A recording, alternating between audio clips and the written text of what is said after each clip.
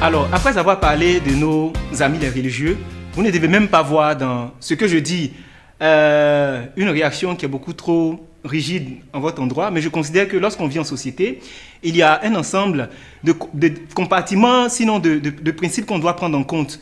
Et le sommeil, c'est vraiment réparateur, le sommeil, c'est l'occasion et c'est un droit pour tout le monde.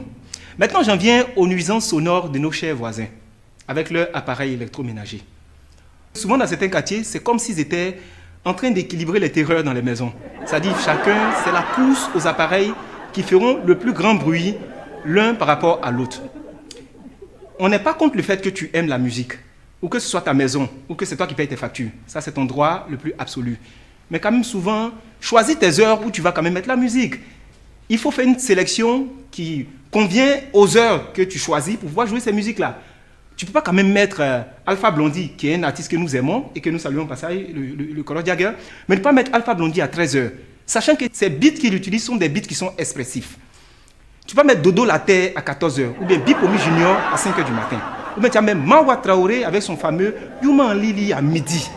Ou bien Guess Bon Sens Sikanetio à 11h. Ce sont des heures qui ne correspondent pas. Parfois, il y a des gens qui vont jouer en boucle la même cassette jusqu'à ce que l'artiste même te dégoûte et que tu n'as même plus envie de l'écouter. Non, il faut prendre compte des autres qui sont à côté. Quand ce n'est pas le voisin qui fait un bruit vraiment insupportable chez lui, c'est le maquis d'en face, qui lui, en plein air, il va commencer à mettre la musique coupée, décalée, se ramasser des bruits auxquels on comprend absolument rien. De 20h à 6h du matin, soi-disant, il est en train de chercher l'argent. Nous, on cherche l'argent. Mais quand tu commences à mener ton business, prends en compte certains critères tels que l'insonorisation de ton espace pour permettre aux gens de se reposer. Et j'acclame des deux mains le quartier Blocos qui a bien voulu dégager un espace loin de la ville où ils ont mis tous ceux qui aiment le bruit et tous ceux qui veulent vivre, ils font le bruit là-bas. Et il y a un autre endroit où les gens peuvent se reposer tranquillement. C'est une telle démarche que tout le monde devait avoir. Et la brigade mondaine qui est chargée de réprimer toutes ces actions délictuelles-là, on ne les voit jamais. Ou bien presque à Makori Zone 4. Comprenez pourquoi? C'est là-bas qu'ils font les contrôles. Parfois, c'est la télévision du voisin qu'on monte le volume comme si on était des sourds. Ils vont augmenter la musique, augmenter le son de la télé à des heures indues. Ou bien, c'est le foutu qu'on pile à minuit. Et pour la démarche, des gens ont creusé, soit dans leur cuisine, un trou où on dépose le mortier pour pouvoir piler le foutu quand on veut, mais choisissez quand même les heures de foutu. Parfois, pendant les heures de carême, on se lève à 3h du matin pour piler le foutu de monsieur parce qu'il faut que lui, il commence son jeûne par du foutu. À côté de cela, il y a certains voisins qui passent le temps à ronfler. Alors là, ils ronflent comme de vieux trains. C'est insupportable de les entendre ronfler de la sorte. Et moi, je pense qu'il faut qu'on crée un quartier de ronfleurs. Un endroit où tous les ronfleurs vont aller habiter et ils auront le temps de faire la compétition et de montrer de quoi chacun est capable. Parce que souvent, les femmes, et je félicite les femmes qui vivent avec des ronfleurs, parce qu'elle peut supporter le fait que tu ronfles toute la nuit, mais nous, on n'est pas obligé de nous habituer à tes penchants de ronfleurs. De grâce, aujourd'hui, ça se soigne. Donc, suis une thérapie ou bien fais quelque chose, mais évite de ronfler.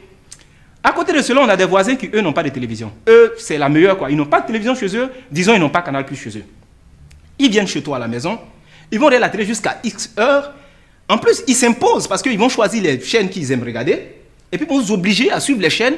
Et souvent, quand tu dors, que tu te dis, bon, ça, c'est le moment fatidique où je dois maintenant arrêter la télévision, il se réveille en sursaut et te dit, je ne dors pas parce que j'attends un programme particulier. Et quand le monsieur, propriétaire de la télévision, décide de serrer sa mine ou bien d'empêcher les gens de venir regarder sa télévision chez lui, ils vont se plaindre pour le traiter des méchants ou de d'autres noms. C'est dans les quartiers populaires qu'on voit ce genre de choses-là.